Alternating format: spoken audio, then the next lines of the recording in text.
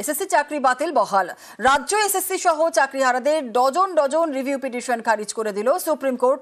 বিচারপতি সঞ্জয় কুমার ও বিচারপতি সতীশ চন্দ্র শর্মার বেঞ্চ জানিয়ে দিল, রায় পুনর্বিবেচনার আবেদনের কোনো গ্রহণযোগ্যতা নেই। অর্থাৎ এসএসসির নতুন নিয়োগ প্রক্রিয়া বাধাহীন।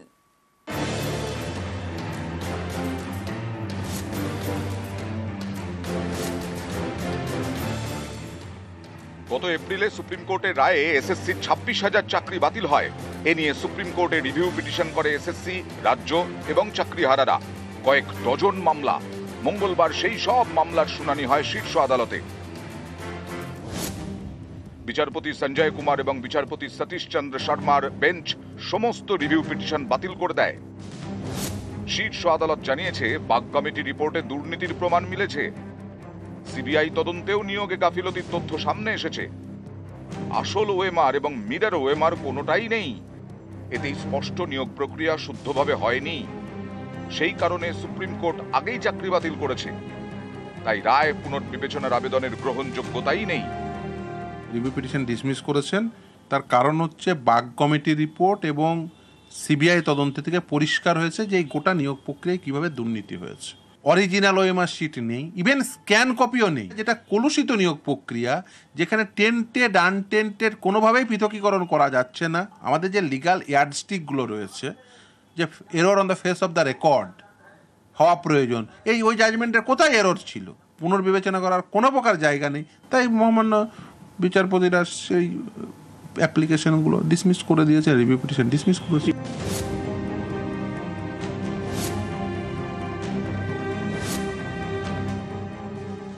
180 থেকে 200টা বিচার রিভিউ পিটিশন ফাইল হলো। উনি লিখছেন আনটেন্টেডদের জন্য এটা হৃদয় বিদারক। তিনি কি বলছেন যে প্রসেসটা আবার প্রথম থেকে ঠিক করে করতে হবে। তো প্রসেসটা ঠিক করে যে করতে হবে, প্রসেসটা যে ভুল বা ঠিক সেই ব্যাপারে কোনো আর্গুমেন্ট উনি করতেই দিলেন না প্রথম দিন, এবং আজকে এতগুলো রিভিউ পিটিশনে পর্যন্ত খারিজ করে দিলেন।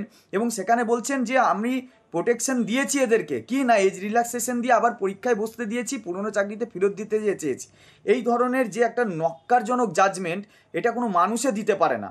রাজ্য সরকার স্কুল সার্ভিস কমিশন তাদের পক্ষ থেকে যোগ্য অযোগ্যের তালিকা না দেওয়ার জন্য সকল যোগ্যদের চাকরি চলে গেল।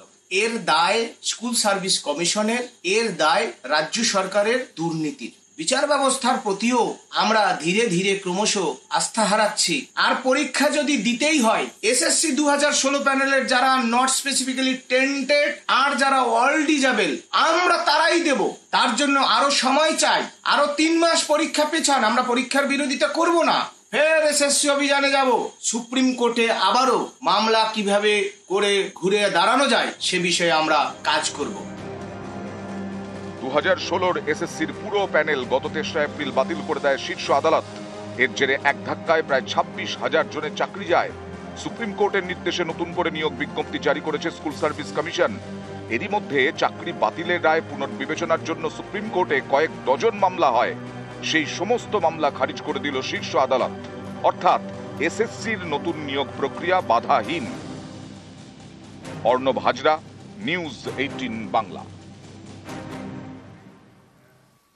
নন্দীগ্রাম নিয়ে আলাদা বৈঠক অভিষেকের। 26-এর আগে নন্দীগ্রামে বাড়তি নজর। বুথ ব্লক অঞ্চল নেতাদের নিয়ে বৈঠক। জেলা নেতৃত্বকে প্রয়োজনীয় নির্দেশ অভিষেকের। আর পূর্ব মেদিনীপুরে জনসংযোগে জোর। কেন্দ্রের বঞ্চনা নিয়ে বাড়ি বাড়ি প্রচারেরও নির্দেশ। রাজ্যের প্রকল্প মানুষের কাছে পৌঁছে দেওয়ার নির্দেশ। নন্দীগ্রামের চিন্তা ভাবনা আছে, সেটা আগামী দিনে নন্দীগ্রাম নিয়ে আরেকবার বসা হবে। সার্বিকভাবে ওরা গোটা তমলুক সাংগঠনিক জেলা নিয়ে আলোচনা করেছে। আমার পাড়া আমার সমাধান, সেই কর্মসূচিকে সামনে রেখে সমস্ত বিধায়করা তার নিজস্ব এলাকায় যাবেন। এসে আমরা আমাদের যে প্রচার চলছে দলীয় স্তরে, সেই প্রচারকে আরো শক্তিশালী করতে হবে। কেন্দ্র সরকারের বঞ্চনার বিরুদ্ধে আমাদের ইতিমধ্যে বিভিন্ন কর্মসূচি চলছে, সেই কর্মসূচিকে আরো সাধারণ মানুষের মধ্যে নিয়ে আগামী 26-এ শুভেন্দু অধিকারী প্রাক্তন হবে। 2021 সালে 5টা বিধানসভা জিতেছিলাম, পরে আমাদের তাপসী মণ্ডল ভারতীয় জনতা পার্টির বিধায়ক হিসেবে 6টা, 2026-এ 8টাই জিতে। দলের কোনো গোষ্ঠীদ্বন্দ্ব নেই। আগামী দিনে দল যা আমাদের নেত্রী যা নির্দেশ দেবেন, যারা যেখানে যাকে দায়িত্ব দেবেন সেখানে তিনি কাজ করবেন। খেজুরিতে 2 বিজেপি কর্মীর মৃত্যু তদন্তে নয়া মোড়। বিদ্যুৎস্পৃষ্ট নয়, খেজুরিতে খুনের তত ভারী বস্তু দিয়ে আঘাতেই মৃত্যুর উল্লেখ। মেদিনীপুর মেডিকেলে পিএম রিপোর্ট বদলে গেল এসএসকেএমে। আর কলকাতা হাইকোর্টে মামলায় চাঞ্চল্যকর তথ্য। দুরকম ময়নাতদন্ত রিপোর্টে চরম ক্ষুব্ধ বিচারপতি এবং মামলায় খুনের ধারা যুক্ত করার পর্যবেক্ষণ হাইকোর্টের।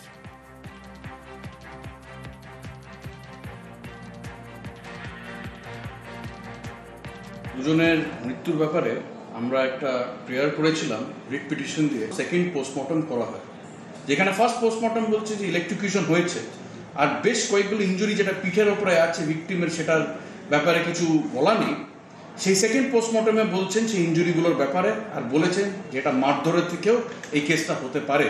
সো দেয়ারফর এই যে দুটো কন্ট্রাডিক্টরি ভিউয়ের জন্য এখন কোর্ট সেটাকে বিচার করবে। আগামী দিন কালকে 3:30টার সময় আবার মামলাটাকে রেখেছে। কিন্তু এটা ঠিক যে একটা সেকেন্ড পোস্টমর্টম এসছে সামনে, যেখানে একটা পুরোপুরি ডিফারেন্ট ভিউ এসছে, যেখানে হিস্ট্রি অফ অ্যাসল্ট পাওয়া গেছে। খেজুরির কেসে আমরা প্রথম থেকে বলেছি পিঠে দাগ, মাথায় হেড ইঞ্জুরি এগুলো আছে। দ্বিতীয় পোস্টমর্টম পশ্চিমবঙ্গ সরকারের হসপিটালেই হয়েছে এসএসকেএমে। দ্বিতীয় পোস্টমর্টমে পরিষ্কার হেড ইঞ্জুরি, পিঠে কাটার দাগ ইত্যাদি পরিষ্কার বলা হয়েছে। আমরা আশা করব যে কলকাতা আদালত, হাইকোর্ট, সিঙ্গেল বেঞ্চ তারা এটা সিবিআইকে বা কোর্ট মনিটরিং কোন সেন্ট্রাল এজেন্সিকে দেবে। আমি এর অন্তিম কিনারা পর্যন্ত যাতে জাস্টিস পায় পরিবারগুলো, তার জন্য যা করার করব। ফের বিতর্কে দিলীপ বর্মন। নিজের এলাকায় দাদাগিরি মেয়র পরিষদের। স্থানীয় বাসিন্দার বাড়ির দরজা আটকে নির্মাণ বাধা দিলে হুমকির অভিযোগ দিলীপ বর্মনের বিরুদ্ধে। আচ্ছা আচ্ছা তুমি বলো না, গরম দেখাচ্ছি না, বলো তুমি, বলো তুমি, কথা বলো, তুমি কথা বলো। হ্যাঁ হ্যাঁ, আমরা চুরি করে বসি নাই, বাড়ির ট্যাক্স দিচ্ছি, সবকিছু আছে, রেস্ট্রি জায়গা। হ্যাঁ রেস্ট্রি জায়গা। হ্যাঁ বলো তুমি, তুমি হ্যাঁ হ্যাঁ নিয়ে আসবো তো, আরে আসবো তো। হ্যাঁ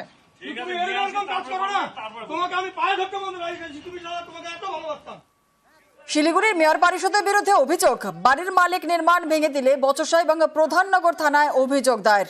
অভিযোগ উড়িয়েছেন দিলীপ বর্মন। হ্যাঁ রেস্ট্রি জায়গা। হ্যাঁ বলো।